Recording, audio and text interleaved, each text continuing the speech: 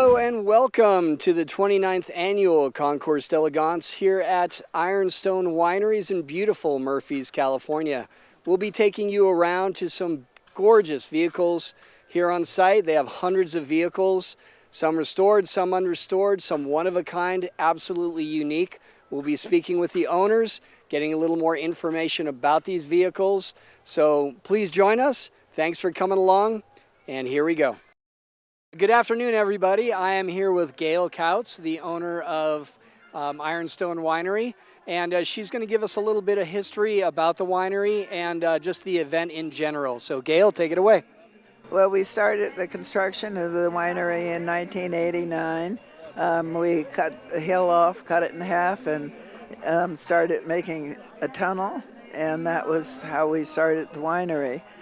I was very active in 4-H. My children, we have 3 boys and a girl, and they were all in 4-H, and I was a leader and a community leader.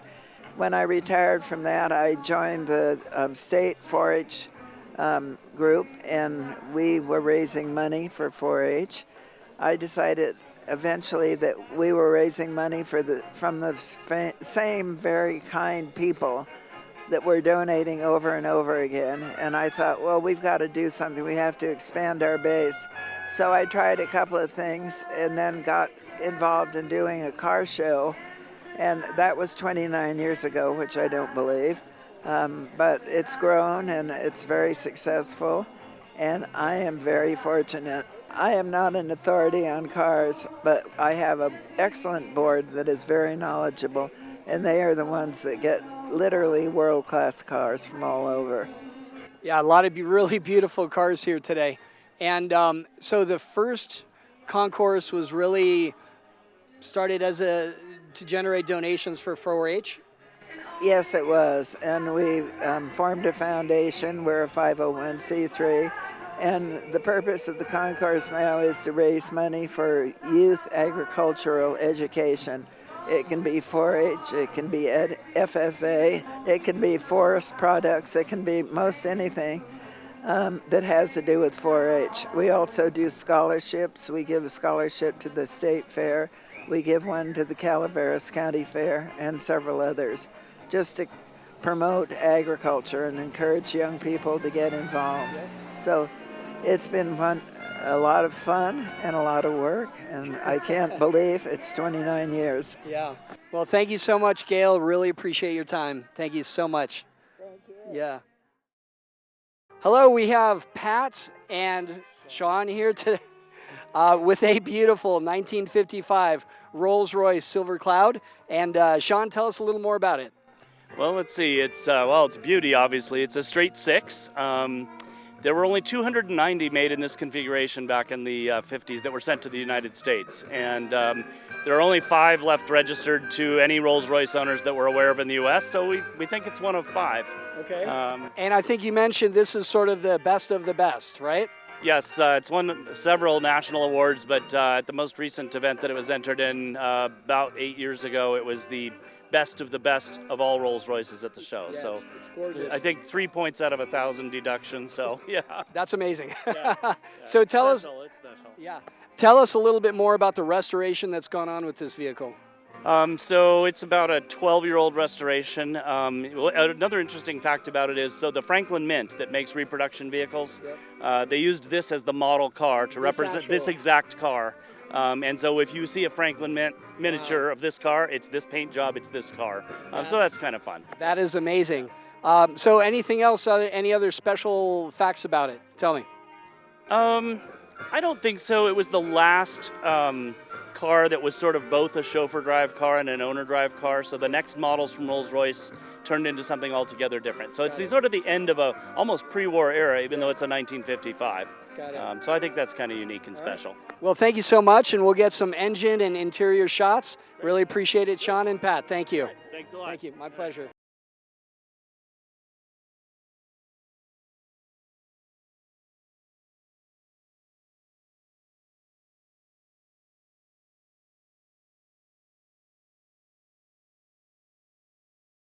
I am here with Larry.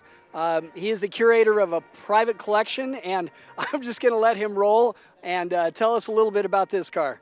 So this is a 1957 Spawn DV13 convertible.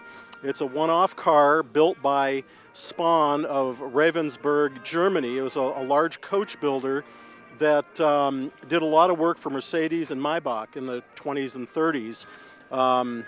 Due to post-World War II issues in Germany, they didn't have a lot of business, so they turned their business over to custom one-off cars, and this is one of them. This was spec'd out by a U.S. military man who apparently designed it along with their help and had them build it. It was built on or is built on a 1939 Ford truck chassis with the standard Ford transmission and a Cadillac V8. So again, built in '57, likely brought to the U.S. around that time, and coincidentally, it was Spawn's last coach build effort, and they closed their doors in '57, I think October of '57. And this is what you see. So fortunately, it was preserved and well maintained, and it's part of our collection. We have a large collection based in San Jose and Lodi, and it's an effort between my partner Kirk Wentland and I, and you know, we've amassed a collection of about 135 cars, and this is one of them. That's unique. And I believe you were telling me this is not restored. This is the way you got it, or has it been restored? This is the way we got it. We've done some minor improvements, new tires, some wiring issues needed to be taken care of. Hard to tell whether the paint is original. It might have been repainted many, many years ago, as evidenced by some of the paint cracking on the hood. But we believe it now looks like it did when it left the coach builder in Germany in 1957. That is amazing. Well, thank you so much, Larry. I am here with Jim, who is the chief judge, and he's been here for quite some time. So, Jim, why don't you tell us a little bit about your background, how long you've been here, and what goes into the actual judging process? Okay. Yes, I've been involved with this since year 2, and this is year 29. We used to be a nice little small show over down on the lower field in front of the Ironstone hedge. And in all this years, it's grown and grown until we are now, excuse me, a world-class concours. And we have 300 or more cars on the field every year. And the judging we use is akin to the type used in the late 20s, early 30s in Europe at a Concours d'Elegance, where people with elegant cars brought them out on Sunday to the field, to a park, and dressed in their period costume. And they had a show. So we've kept it casual so people enjoy it, and we've been very successful at it. Absolutely. And I think you mentioned that you've been the chief judge here for, is it 11 years now? Yes, I've been the chief judge for 11 years, and I'm retiring this year from it just because I need to. You know, I just had knee surgery, so. Yeah. But yeah, it's time to pass the torch on to somebody else. But I'll still be involved. I'm still on the board of directors, and I'll be involved in a lot of stuff. So I've really enjoyed it, and it's been a pleasure and honor to work with the Couts family and all the board of directors and stuff here. We've really enjoyed it. So by our crowd, you can tell it's a popular concours. Absolutely. Where many of the concours these days are having to beg people to bring their cars out, and we have to turn people away sometimes. So. And speaking of unique cars, just to the left of us, and we'll get a picture of this shortly, we have an incredibly unique and beautiful vehicle. If you can tell us a little bit about it. It's a 1941 Chrysler Newport, but it's on, I think, an Imperial chassis that's longer. It's custom bodied for Lana Turner. She picked the color and everything. And the company that did it built 6 of them, and I understand there's maybe 4 left in the world. Her husband decided that he wanted to put a different engine in it than the straight 8, so it's now got a Cadillac V8 with the early Cadillac transmission. And but it runs and drives fine. It's quite a piece, called a dual cowl Phaeton, where the windshields fold down and that sort of thing. And it runs well. Well, thank you so much, Jim, and have a wonderful day. Thank you. Thank you. All right, I am here with Jen with a really unique Yellowstone vehicle. So he's going to tell us a little more about the vehicle. Here we go, Jen. Thank you very much. You're welcome. This is a 1926 Lincoln Model L. It was originally owned by Yellowstone Park Transportation Company, and they had it as a VIP car as part of their fleet of over 350 vehicles that they used to transport visitors to the park through Yellowstone Park. Most visitors arrived via railroad through one of the 5 entrance points into the park for a 4.5-day trip. This Lincoln in particular is the last surviving original car that has never been restored. There is one other Lincoln that is fully restored and painted yellow, and then there's 4 other Lincolns that have been painted every other color but yellow, and you can't tell they were ever used in the park. They had a total of 29 Lincolns in all, and beautiful car to drive. The Model L was a well-mannered car to drive with great power. They ran at 7,000 to 8,000 feet through the park. They had a very tight time schedule which they operated on and drove through the park. They were allowed about a 3-minute plus minus for every destination they were supposed to be there. Place ran like clockwork. And this car in particular was sold by the park in 1942 to a family in eastern Idaho, and they owned it for 82 years, only using it once in 1968 to go to their cabin in Grand Teton National Park. The car lived in their shop at their dry farm and up on blocks with family quilts over it. So it was well loved in terms of that. It came with its original tires that were mounted in 1932 on the car. Wow. So wonderful history, wonderful car. It's great to be here at this beautiful concours, and the cause for the FFA and 4-H is wonderful. I can't thank Ironstone enough for putting this on. It's been a great time and love to come back again. All right. Jen, thank you so much for your Thank you. time. Really appreciate it. Good afternoon, everybody. I'm here with Ted with a 1958 Edsel wagon. And Ted, tell us about it. Well, this is a 58 Edsel wagon Villager, and it's a 9-passenger, so it has the 3rd row seats. And it has a Teletouch push-button transmission, factory tachometer, air conditioning. It has a fancy hooded mirror on it, the fancy wheel covers, bumper guards, backup lights, tinted glass. All right, Ted, and if you can please let us know when you got it, take us through the restoration process, that would be great. Found it on Craigslist 2012, and it was a non-running car. It had been parked in Costa Mesa, California in a garage, and in 1979 the guy parked it and then proceeded to bury it with junk in the garage, and it sat there for 43 years. And I had it hauled up to Northern California, San Francisco, and that's where I started the restoration process. Drivetrain first, engine, transmission, and then get everything working, the radiator, hoses, belts, of course, all that stuff, brakes. And then I went to the body shop, and while I was at the body shop, the interior was sent out and the chrome was sent out, so everything was done simultaneously. So within about 8 or 9 months, the car went from basically a beat up old relic, basically what it looks like now. And last question for you, why the Edsel? What's the draw there? Edsel, I saw American Graffiti, and I saw one on the freeway with my dad about 1971 at Edsel Wagon.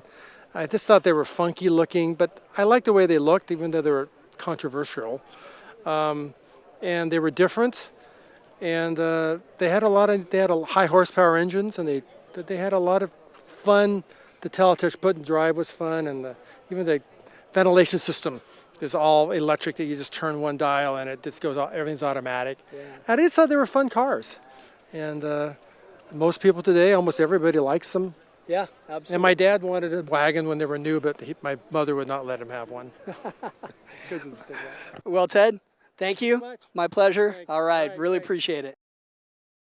Hi, everybody. We are here with Paul Karuba with an absolutely immaculate 1964 Aston Martin. And he's going to tell us a little bit about it, DB5. And Paul, take it away.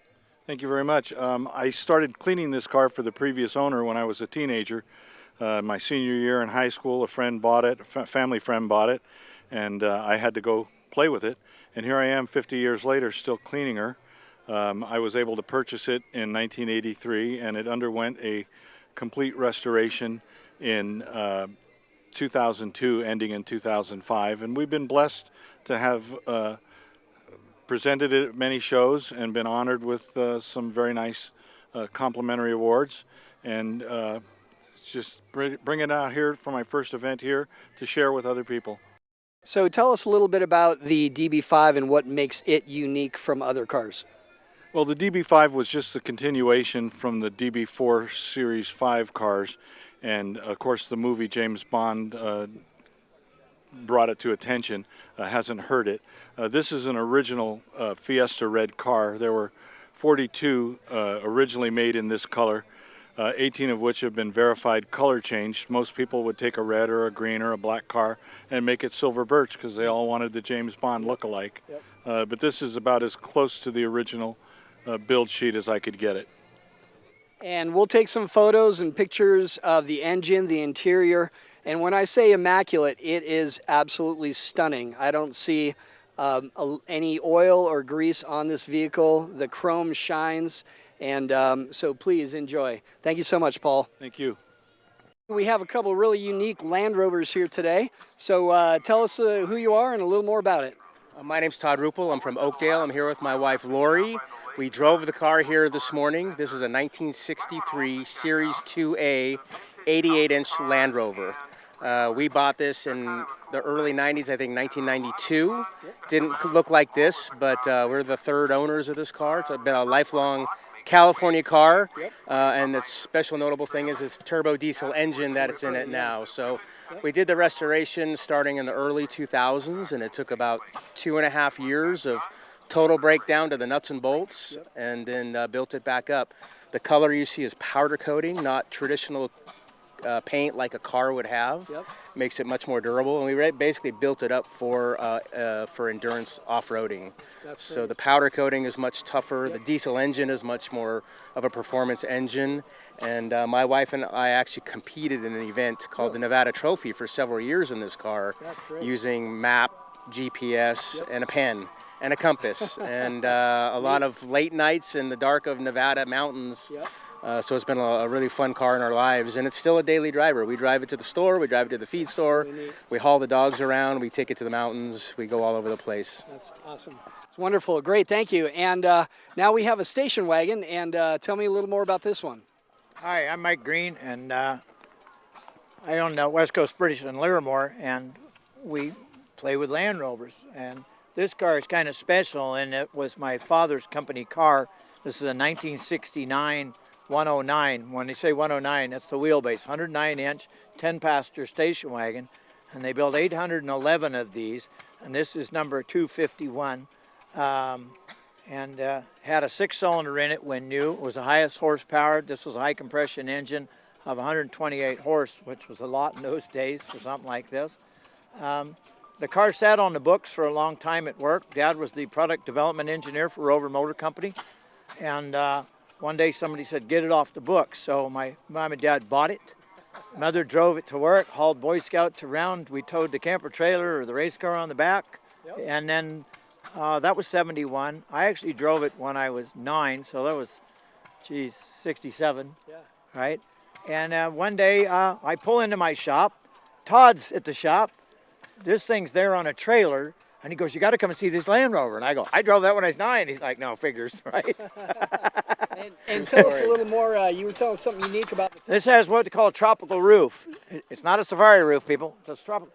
So it's an extra layer up here and allows the air to stream through and reduces the temperature. and then there's 4 vents up in the roof, so you can open the vents and pull the air in. You can definitely tell the temperature difference.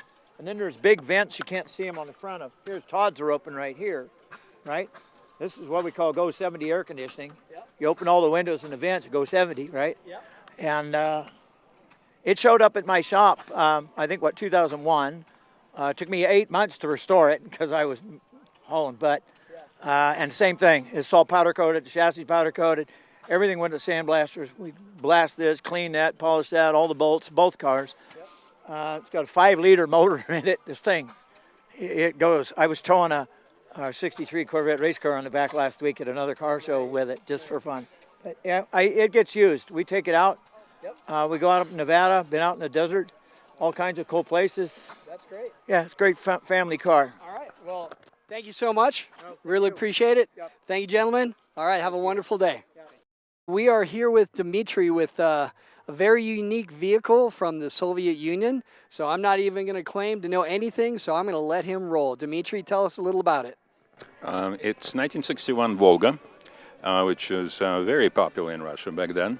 They never been imported to the United States.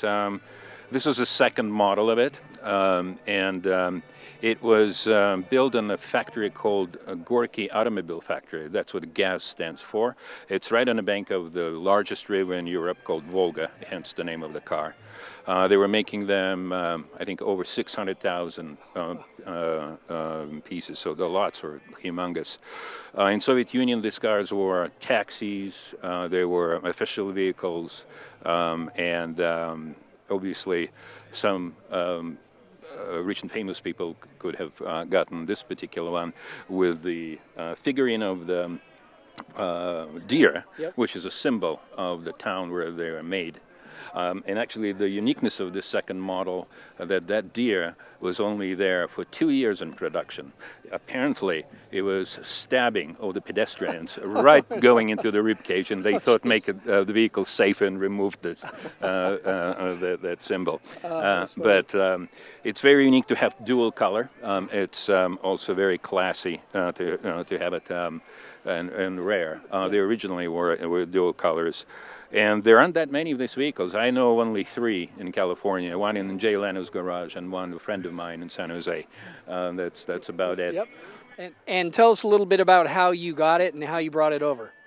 It was just a complete coincidence, and I did not intend to do it. I was sitting doing barbecue at the backyard of my uncle, who really wanted to have it because he had it when he was a kid. His father had it, yeah. And this car was put together by a retired mechanic in a small village in the middle of Russia, and he really wanted to buy it. And my aunt did not like that idea because it would occupy garage space and so forth, and it's not quite useless having no air conditioning and so forth. Yeah. And so I made a deal. Why don't I buy it?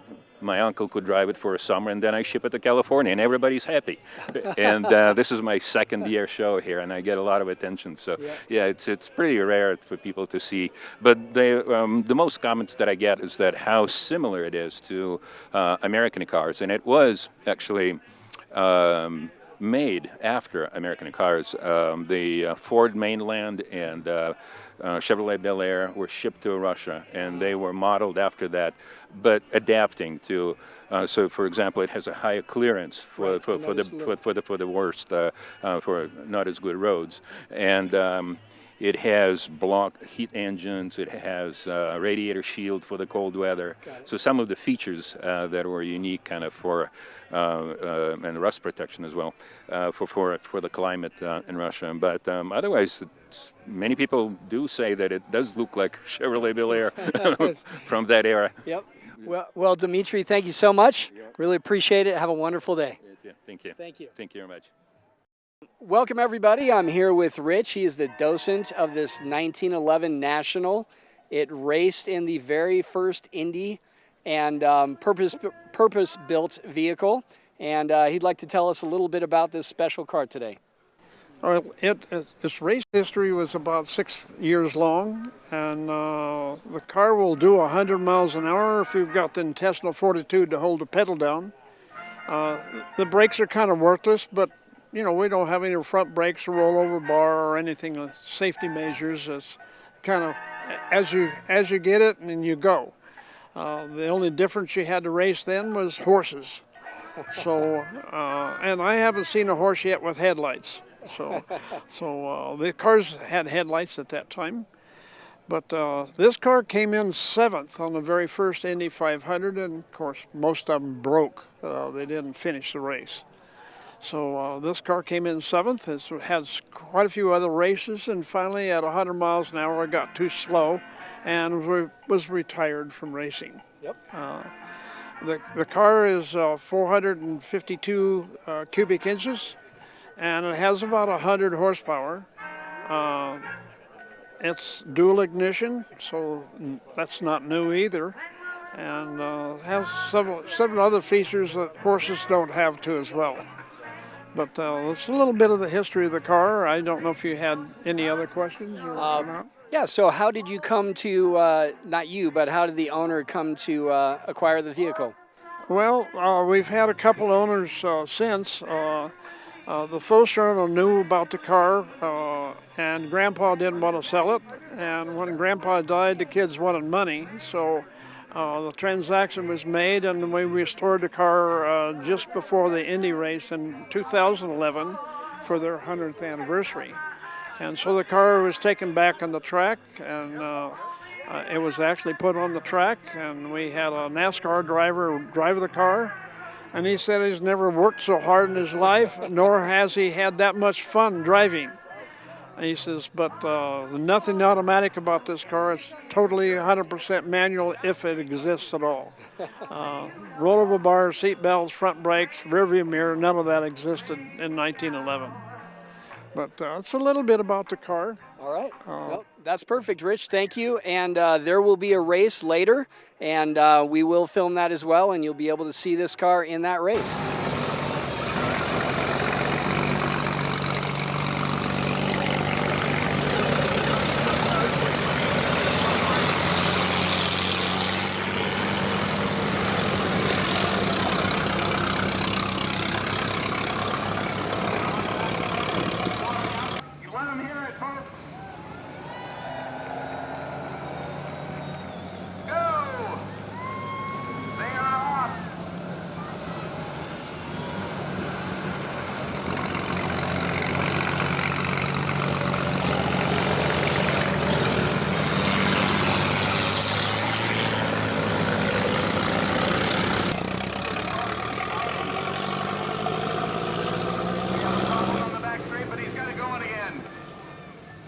Still in the lead, hotly pursued by number 31.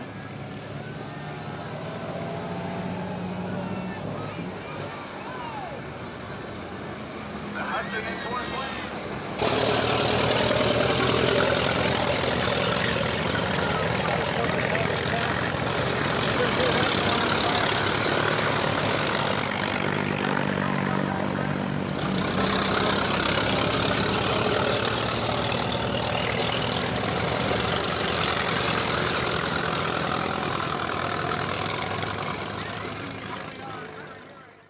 This is the moment that we've been waiting for.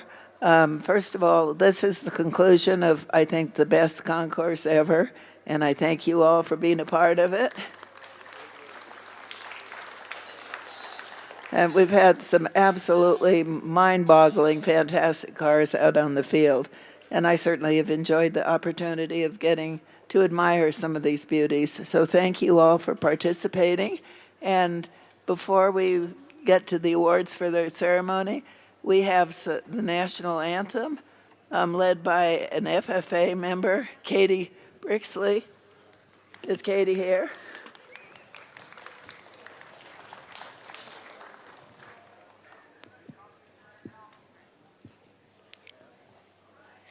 Oh, say, can you see by the dawn's early light what so proudly we hailed at the twilight's last gleaming, whose broad stripes and bright stars through the perilous fight o'er the ramparts we watched were so gallantly streaming.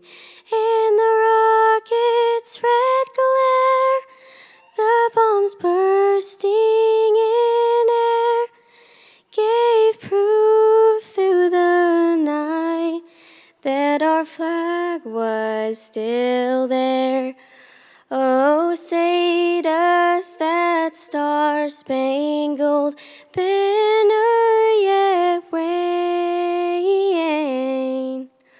o'er the land of the free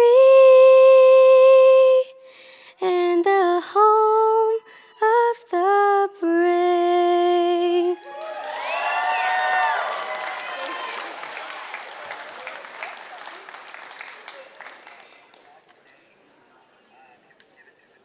That was beautiful, Katie, and that was a beautiful salute to our fantastic country. So thank you so much for that. Next, we have the Pledge of Allegiance, led by FFA member Allie Fowler. Allie? Thank you. I'll trade places with you. Please stand and salute for the Pledge of Allegiance. I pledge allegiance to the flag of the United States of America and to the republic for which it stands, one nation, under God, indivisible, with liberty and justice for all.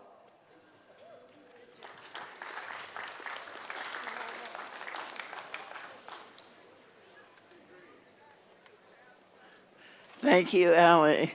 And now we had some impromptu speeches given, a contest, and I would like to announce there are 3 divisions. In the junior division, Kennedy Gillett. I get to give it to you. And you won a buckle, too. Congratulations. What'd you get your buckle for?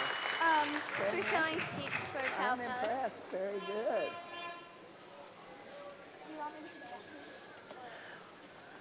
Okay, and in the intermediate division, Abigail Felon. Congratulations. Thank you. Very good, thank you. And last but not least, in the senior division, we have Gabriel Sanes. Yay, congratulations. Thank you. Tell me your last name. Yepes Science. Okay, I mispronounced it. I Sure. apologize. Thank you. Thank you. And then I was so eager to award the impromptu speeches that I missed having the FFA Creed speaker, Lois Myler, come up and recite the Creed.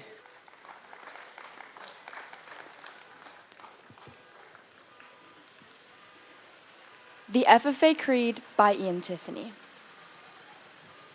I believe in the future of agriculture, with a faith born not of words, but of deeds. Achievements won by the present and past generations of agriculturists, in the promise of better days through better ways, even as the better things we now enjoy have come to us from the struggles of former years. I believe that to live and work on a good farm, or to be engaged in other agricultural pursuits, is pleasant as well as challenging, for I know the joys and discomforts of agricultural life and hold an inborn fondness for those associations which even in hours of discouragement I cannot deny. I believe in leadership from ourselves and respect from others. I believe in my own ability to work efficiently and think clearly, with such knowledge and skill as I can secure, and in the ability of progressive agriculturists to serve our own and the public interest in producing and marketing the product of our toil. I believe in less dependence on begging and more power and bargaining, in the life abundant and enough honest wealth to help make it so. I believe in kindness for ourselves and respect for others. I believe that American agriculturists can and will hold true to the best traditions of our national life, and that I can exert an influence in our home and community which will stand solid for my part in that inspiring task. Thank you.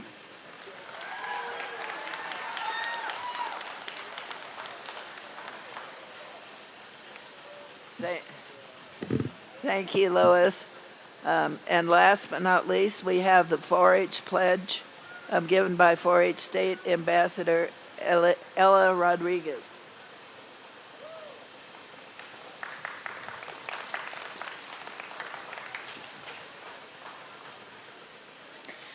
As a true 4-H'er, I pledge my head to clearer thinking, my heart to greater loyalties, my hands to larger service, and my health for better living for my club, my community, my country, and my world.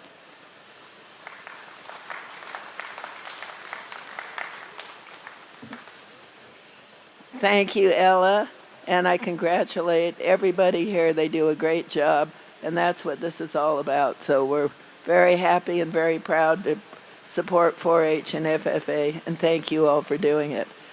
And now the moment you've been waiting for, I hear an engine out there running. I think there's going to be some cards getting some awards. Thank you.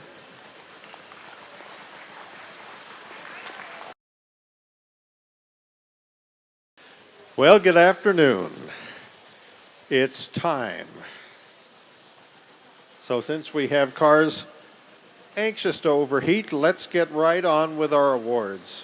In our first class, Class A Antiques, best in class goes to a 1904 Oldsmobile Runabout owned by Vincent O'Brien of Greenbrae, California.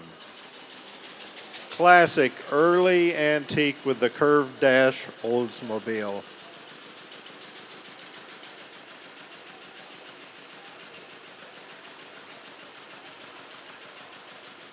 Olds was a great pioneer and built incredible cars in the early days, all the way up until, well, almost just recently. So beautiful car.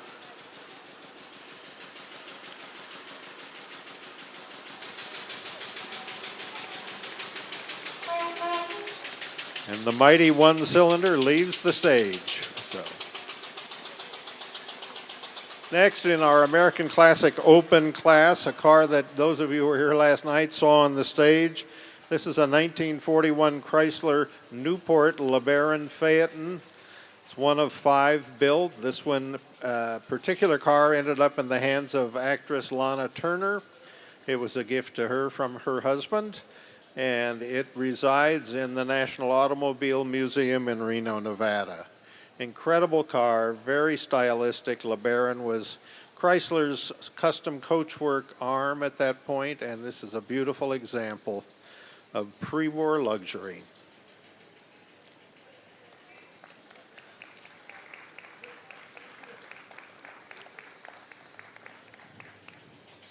And staying with Chryslers for just a bit, in our American Classic Closed category, we have a 1937 Chrysler Airflow 8 sedan brought to us by William Adams of Oakdale, California. The Chrysler Airflow was a pioneer of streamlining in the 1930s, and it was quite controversial at the time, but they were incredible cars, amazing performance, very safe. They used to advertise when they introduced them with an elephant standing on top of one of their sedans, and it didn't crush it. So, incredible car, Chrysler styling.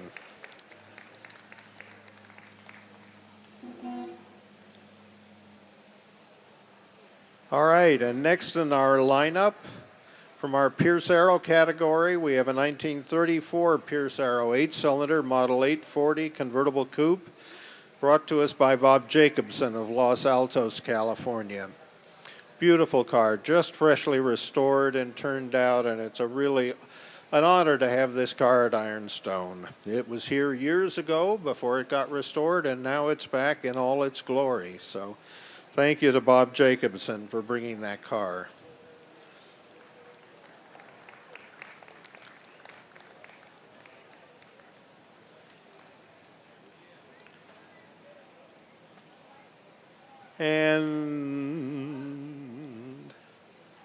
And next in our lineup, from our Packard category, there goes the Pierce Arrow. A 1926 Packard Model 243 Rolston-bodied Roadster, brought to us by Rob Hilarities from Visalia, California. Rob's been a frequent entrant here, always brings incredible stuff to us. This car is fresh from the field at Pebble Beach. Literally a one-off car. Rolston was an independent New York coach builder who did incredible things in the 1920s, many of them on a Packard chassis. So this is Packard's Big 8 and a beautiful example for us, and we thank Rob Hilarities from Visalia. And I believe he has his grandson with him. So, next, moving a little bit more modern, we were featuring Porsche this year. And in our stock Porsche Class G, best in class is a 1952 Porsche Pre-A Coupe belonging to Donald and Julie Greenman from La Crescenta, California, all the way from Southern California. Very early example of the incredible 356 era Porsches, and what a thrill to have that car here. It's really rare to see one that early in production. So.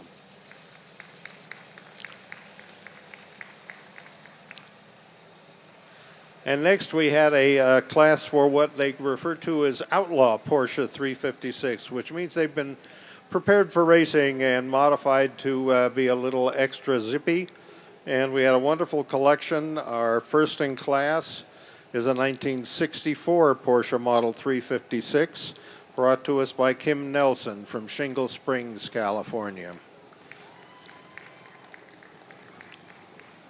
A car that looks like it's a street car, but it's ready for the track at virtually all times. So, wonderful car.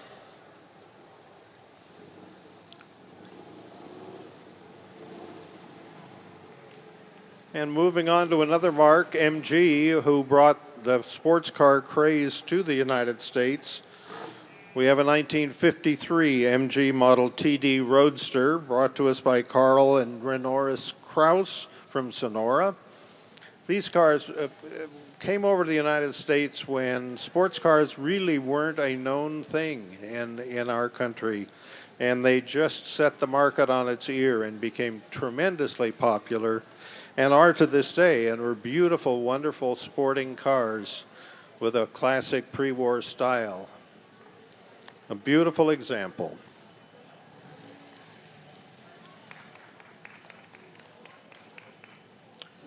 And moving to the world of AMC and Nash Hudson, American Motors. Best in class is a 1973 AMC Coupe. This is the Pierre Cardin version, I believe, of the Javelin in a special deep purple color, and brought to us by Todd Darling and Scott Mickelson from Sacramento. Javelin was American Motors' answer to the Mustang and the Camaro and so forth, and a personal sports car, and a very successful one. And this is a beautiful example.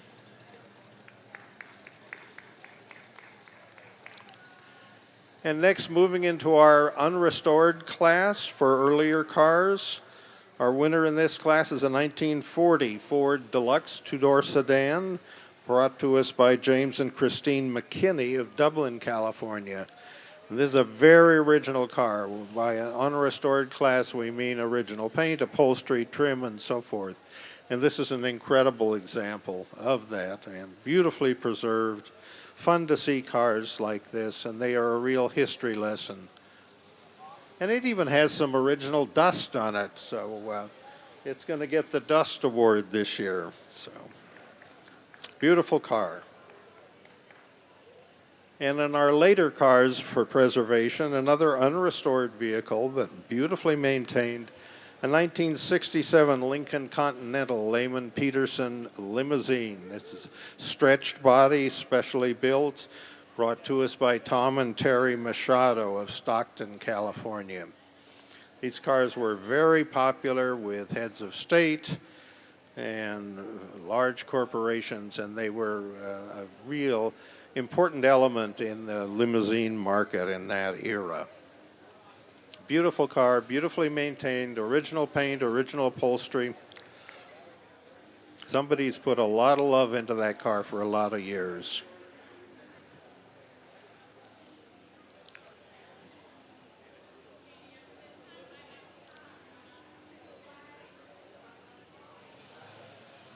And next, in our smaller car class, we have a beautiful 1950 Volkswagen Beetle. This is the very early series of the Volkswagen Beetle, which revolutionized the small car market in the United States. Noted for its Very small oval rear window and small horsepower, but little did people know what these cars were going to do to the American auto market. So a Volkswagen Beetle, one of the most mass-produced cars in the world, and this is a beautiful early example. Richard Davis from Pleasanton, California. And next, back to Chrysler. Amazing mark. Here is a 1953 Chrysler New Yorker convertible, brought to us by Randy Kuhns from Fairfield, California. And if I'm not mistaken, Randy has owned this car for, I believe, 55 years and has certainly preserved it beautifully and taken care of it. And a wonderful car, Chrysler's top of the line for 1953. Beautiful New Yorker. Thank you.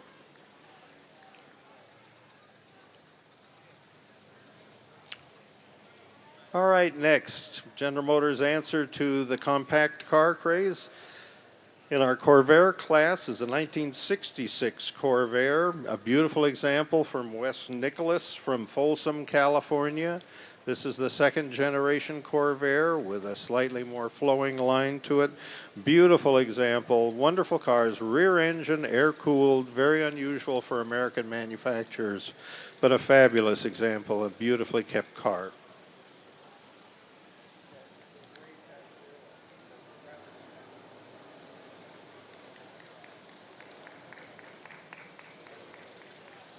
And moving into American production cars, in our category from 1954 to 1962, the beautiful 1954 Oldsmobile Super 88, pardon me, two-door sedan, Rick and Sandy Sanguinetti from Windsor, California.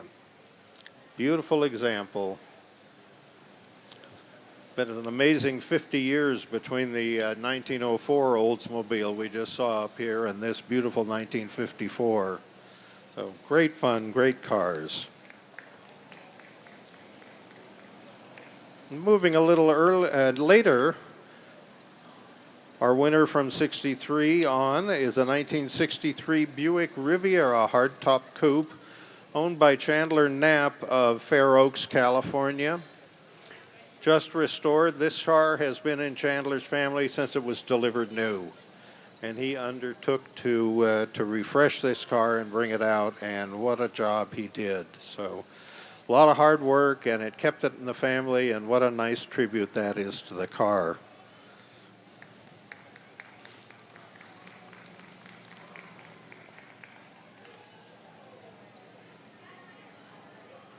And moving into the personal sports arena for American cars, we have a 1969 Chevrolet Camaro RSSS hardtop.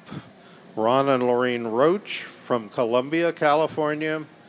Beautiful, small personal sports styled car, but very high performance. Wonderful example, a rare car, and we're delighted to have it here at Ironstone.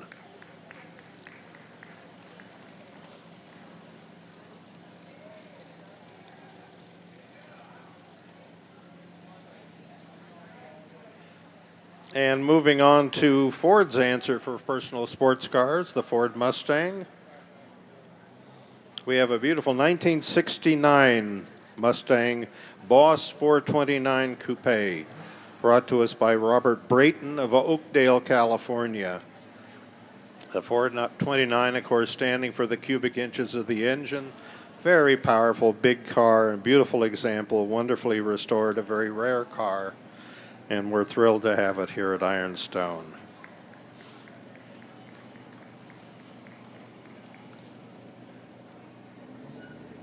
And it's red. So. All right, moving on to Pontiac's version of a personal sports car. Uh-oh, we've got a Pontiac fan. So this is a 1964 Pontiac Le Mans S Custom Coupe. Dennis Simonson from Clovis, California, with his own rooting section. And what a beautiful car, and well worth your enthusiasm. So Congratulations, a very nice car, a 1964 Pontiac Le Mans. 65, 69. Well, we modernized it, so 1969 Le Mans, pardon me. Good job, beautiful car.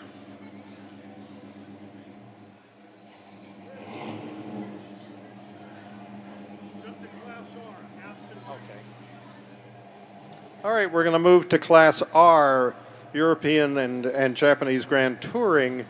And our winner in this class is a beautiful 1964 Aston Martin DB5 Saloon Coupe, brought to us by Terry and Paul Karuba of Aptos, California.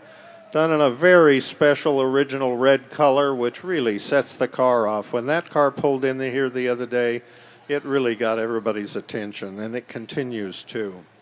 So, wonderful car, rare car, high performance luxury from England. Beautiful car, and thank you very much for bringing it up to Ironstone.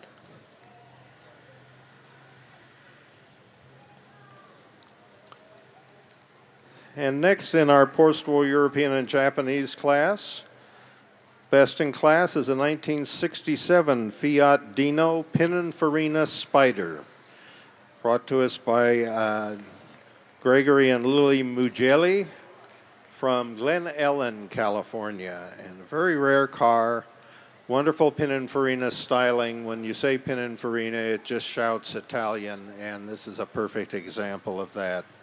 Wonderful car. And we're delighted to have it here. I don't believe we've had a Fiat Dino on our lawn in our 29 years of being here. So this is a rare and wonderful occasion.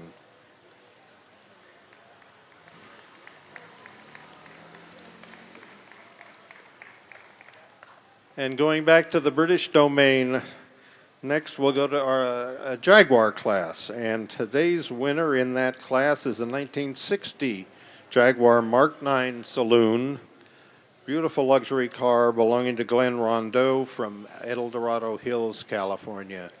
Beautifully built, beautifully trimmed leather interiors. These were really high quality cars.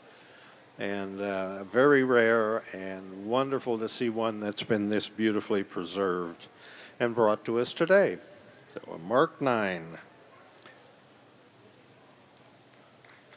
Just rolling elegance. And next, we're going to go to our MG later series cars.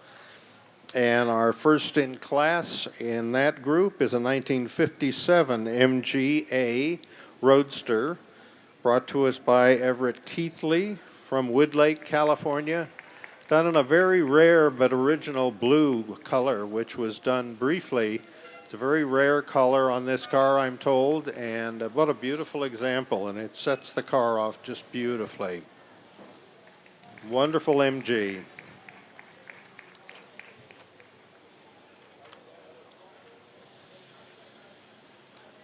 All right, staying in the UK, moving to Austin Healey. Our best in class is a 1956 Austin Healey 100 BN2 Roadster, owned by Kevin Samra from Riverbank, California. Beautiful, beautiful example. Austin Healey's were just wonderful, high quality, little jeweled, watch jewel cars. So wonderful to see that here. And we had a nice group of, I believe, 10 Austin Healey's this year down by the lake, and they really decorated that part of the show field.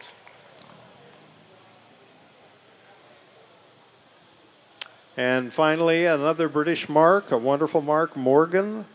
And first in class in our Morgan category is a 1960 Morgan Drophead Coupe belonging to Roy Charles Lane of Columbia, California. Morgans are still built and still wonderful cars and are an ultimate British sports car.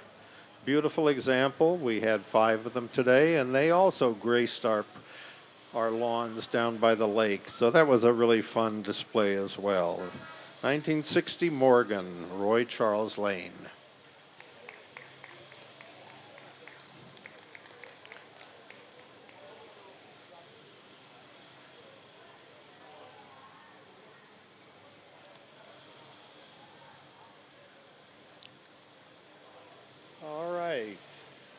Thank you very much for bringing that car.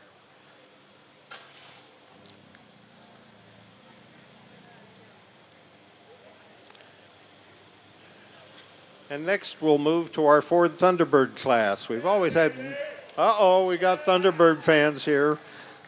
This group has always supported this event from the first day we held this show. And this first in class example, a 1956 Ford Thunderbird belonging to Jack and Suzanne Matheson of Alameda, California.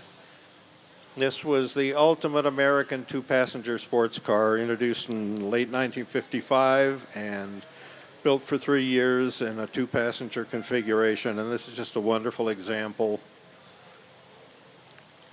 2 passengers until Daddy takes the T-Bird away, or some line like that from a song, as I recall. So Daddy hasn't taken the T-Bird away, but anyway, beautiful car, and we thank you. Military? You won. All right, we had a wonderful display of military vehicles from the World War II era, And first in class, another good cheering session. A 1942 Willys Jeep, Shore Patrol Jeep. Paul and Phyllis Tournay, right here in Murphy's, been wonderful supporters in bringing these amazing vehicles detailed out with every imaginable feature that those cars had during World War II and giving great service. And Paul does a fabulous job with these cars.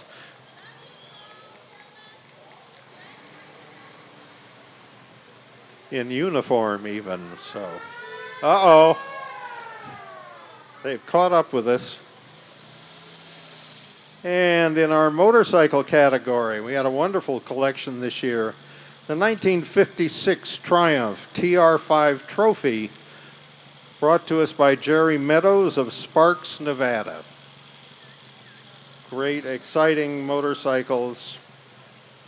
Wonderful, wonderful Triumph. Great history.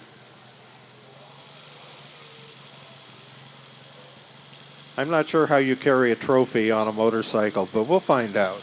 So.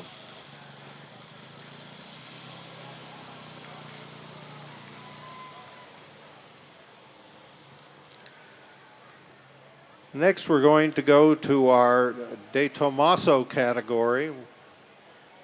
The wonderful hybrid car, American Power, Italian style. And this is a very rare example of a 1974 De Tomaso Longchamp, owned by Greg Taylor of Burlingame, California. Very rare body type, very handsome car. We're really tickled to have that car here.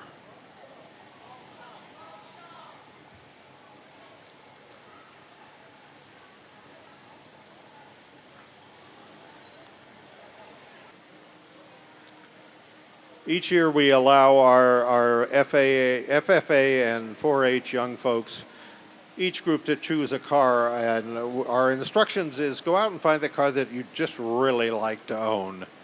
And this year our FFA members chose this beautiful 1971 Porsche 911T Coupe. Wonderful, wonderful American sports car. Largely original.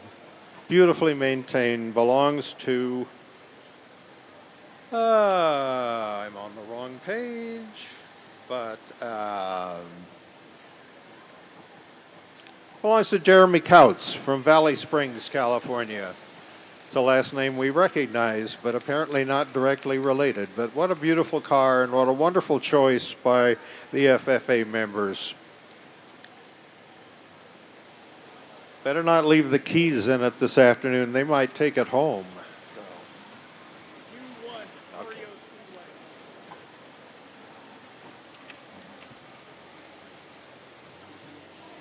And going to a really fun category, our early commercial trucks. The winner this year is a 1915 Rio Speedwagon, owned by Peter Wright of Montrose, Colorado, all the way to Ironstone and Murphy's. Beautiful Rio built incredible trucks, most famous, and the Rio Speedwagon was their terminology for their wonderful, durable usable workhorse trucks. And here's a beautiful example. Wonderful, wonderful, wonderful truck. Thank you for coming all the way from Colorado.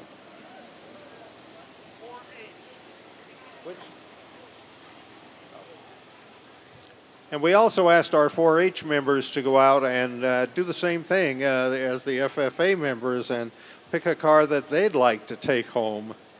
And here we are with their choice, which is a beautiful 1952 MG TD Roadster. Classic style, beautiful car. What good taste they have, those young 4-H members, to choose that car. And Joe and Sue Gresh from San Jose, California, 1952 MG TD Roadster. Really a treat to see it here.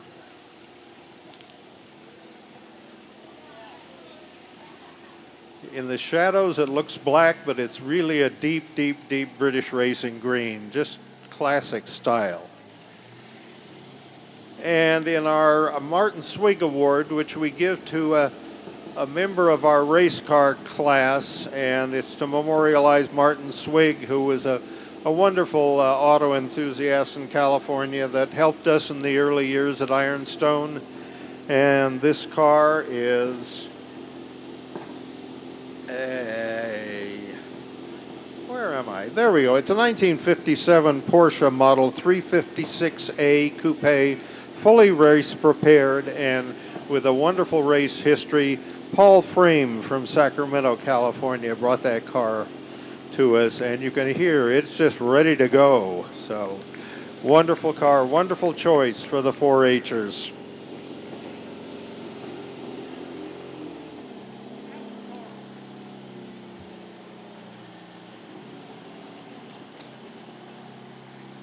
You know, I don't think we've ever had as much fun at Ironstone as we have with amphicars in the lake down here. And we're thrilled that this year Todd Darling and Scott Mickelson were able to bring their amphicar back to Ironstone. A 1967 amphicar, Model 770.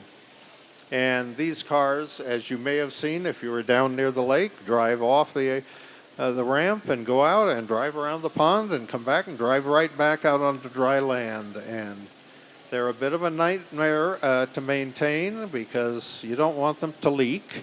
And Todd Darling and Scott Mickelson, they're so supportive to bring that car back to Ironstone and give us all the treat to seeing it in the lake. So,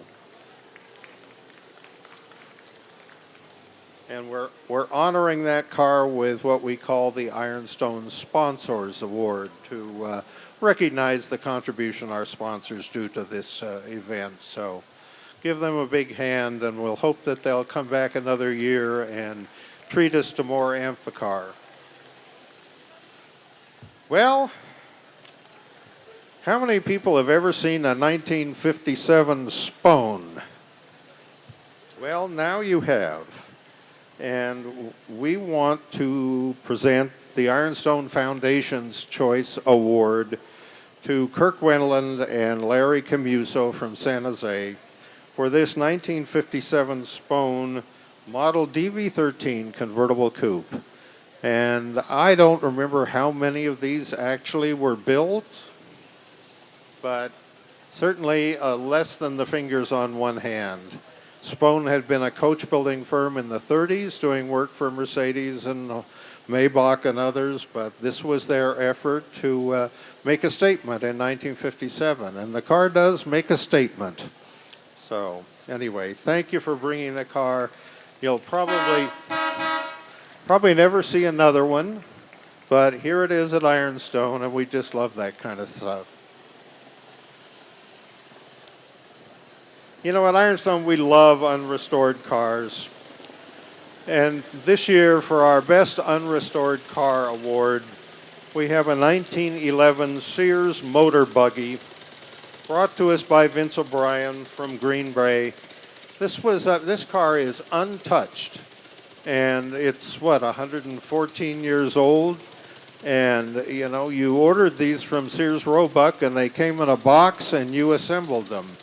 And here it is all these years later. It drove right up the hill into our show field, and it's just an incredible example. You have to look at the mechanism in this car, and it's like a double chain drive, and here it goes, you know, all these years later. So an international buggy, motor buggy from 1911.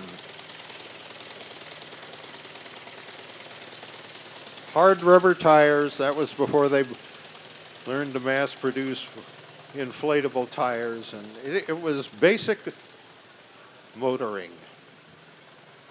And the most elegant closed car in the show, and this was just great fun.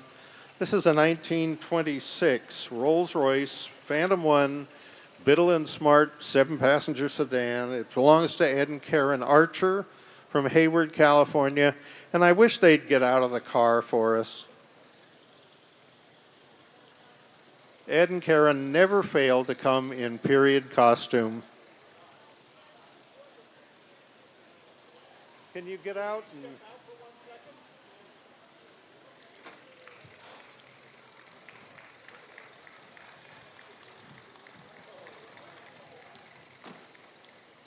This is what it's all about. And Ed and Karen. I'm the rich rancher. Oh, a rich rancher this year. So, well, you have a lovely lady at your ranch as well. So, anyway, Ed and Karen have been up here. They always bring something interesting, and it's always early, and they're always dressed to match their car. And they are so generous to do this. And this car, I don't believe, came up here in a trailer. It drove up here from the Bay Area. And they don't know about putting cars in trailers. They know about driving them. So thank you so much. You make our day.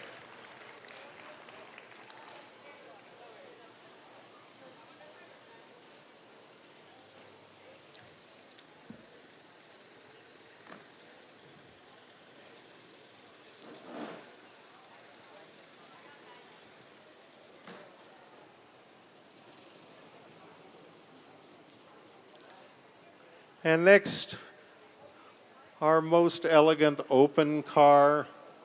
This is the 1920s personified. Jay Gatsby would have loved it. This is a 1926 Packard Model 243 convertible roadster built by the special coach building firm of Rolston in New York. Very rare car, possibly one of one or two built, and maybe the only one surviving. But what a fabulous car.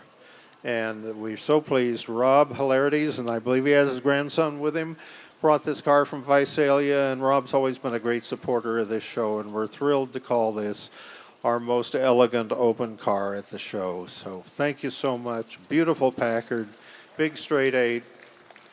You could drive this car home to Visalia with comfort, but they'll probably take the air-conditioned truck. So, thank you. All right, our last award, the coveted award, Best of Show for 2025 at Ironstone. The 1964 Aston Martin DB5's Saloon Coupe, Terry and Paul Karuba from Aptos, California. Incredible car. When that car drove in here the other day, we thought, wow. And you know, this is the first time that Ironstone has given a post-war car Best of Show in many, many, many years, but what a way to do it. And we just are thrilled to present this car, and we thank the Karubas for bringing that all this way and gracing our lawn with this car. We hope you'll come back often, and we would love to have you back. What a beautiful car. What a perfect Best of Show for 2025. Congratulations.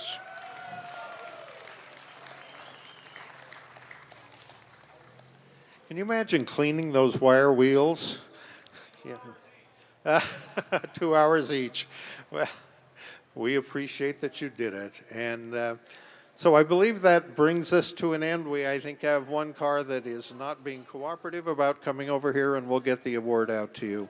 We also have an award for the trailer that have been chosen, and that would go to Arlen and Shirley Manning from Napa, California, with a 1964 Airstream trailer, and you probably saw their comfortable camping setup up in the back of the field. But the last thing I'd like to say is, one of the things that brings people up to Murphy's are the ragtime racers, and what we do in our amazing racetrack out in the back 40. Used to be an apple orchard, and now it's become a racetrack. But Brian Blaine and Charles Test and that entire group that come here with these cars and give us an exhibition of what life was like at a racetrack back in the aughts and teens. And this is no easy task to move all that equipment here and use it and share it. And we are so appreciative. And I'd like to give them a big hand,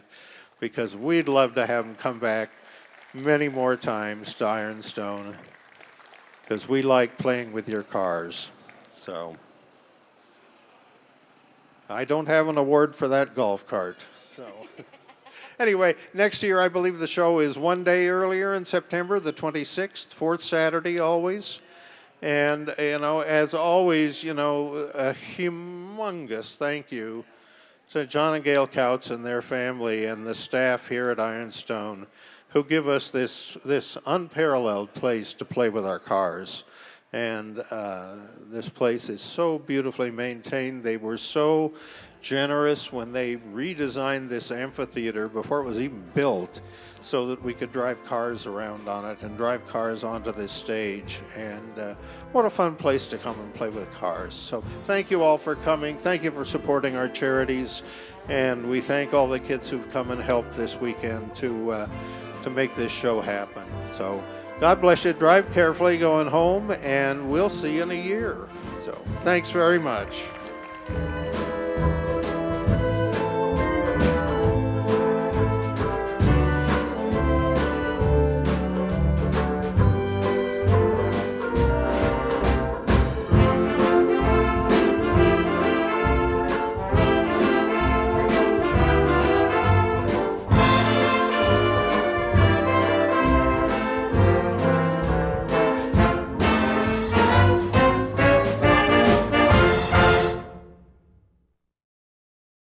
I am here with Larry. He is the curator of a private collection, and I'm just going to let him roll and tell us a little bit about this car.